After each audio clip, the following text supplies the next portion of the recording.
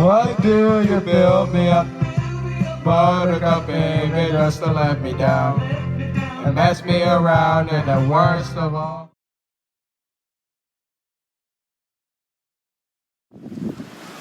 What is going on, guys? I am finally back with another review of a day at an amusement park.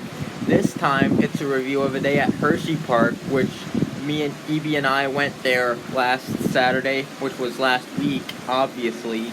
So today I will be reviewing last week at HersheyPark. So let's get started. So when we first got to the park, we entered and then we went all the way back to Laugh Track because Evie still needed that credit.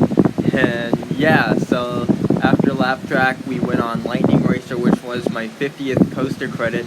And when we went on Team Lightning, I was just having fun and bumping into people like I really didn't mean it because I was just putting my hands up and having a good time. And when we were on Team Lightning, we won too, which was really good. And then we went on a Thunder side, got that credit in. So after that, I had 51 coaster credits. And then we went on the Wild Mouse and got that credit in. And then we were originally going to ride Wildcat and Fahrenheit before we went to the boardwalk. And we were like, nah, let's just go straight to the boardwalk. And so we did. And on our way to the boardwalk, we noticed that Tidal Force opened up. And originally I thought it was going to be closed all day and we wouldn't have time to get on it, but it opened up when I was in the middle of vlogging, and so we got on it right away. And Tidal Force got us more soaked than Whitewater Landing ever did.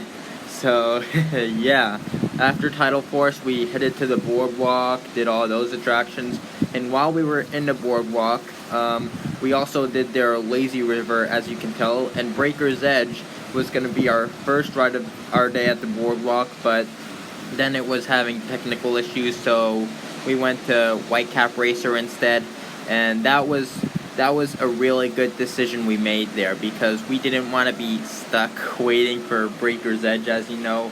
And after Whitecap Racer, we did the Lazy River. You probably saw the vlog and me reviewing Whitecap Racer while riding the Lazy River. That was just like the coolest thing ever.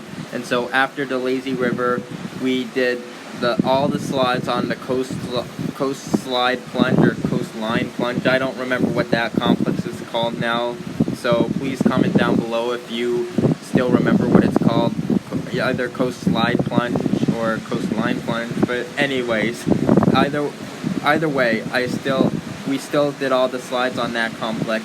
And my favorite one I'd have to say is Whirlwind, because I really like the funnel part of Whirlwind for some reason. And I think the funnel part on Whirlwind, when Whirlwind is on the funnel part, it goes even higher than the smoke that thunders, in my opinion, for some reason. I just think that for some reason. Oh well. And my second favorite water slide and coast slide plunge was Riptide because it went like very fast. And my third favorite was Vortex because it was my first ever bowl slide, which was really cool. And yeah, so after the coast slide plunge slides, we then went on Breaker's Edge since it wasn't experiencing any technical issues, and I was shivering on Breaker's Edge. Like after the ride, I was like chattering my teeth, and the employee was like, "You shivering? It gets pretty cold up here." And I was like, "Yeah," and all that. And then we got off of Breaker's Edge and got ready to go in the dry park. And so anyways, after we got ready, we went in the dry park, and we decided to go on Fahrenheit after that because that was part of the original plan for before we went to the boardwalk, but we scrapped the plan to go on it before the boardwalk. And so we went in line for Fahrenheit and waited in an extremely long line for it, like an hour and a half. And it was worth the wait, but it took up all of our time and put us on a tight schedule because, Hershey has stacking issues. And yeah, but it was worth the wait because my favorite part of Fahrenheit, as you know, is the initial drop. And yeah, so after Fahrenheit, we were originally gonna ride Sidewinder because it was on our way to the front of the park, but we decided to get out of line because there was still a credit that I needed to get in the front of the park, which was Comet. And so we got that credit, and then after we got off of Comet, which had some really good airtime, by the way, we realized it was 9:55 and I was gonna have to eat dinner now. So eat dinner then. So that was a pain because it took forever because Subway was only using one of their workers when two of the workers were working in the same restaurant, and me and EB were just sighing and going, oh my god.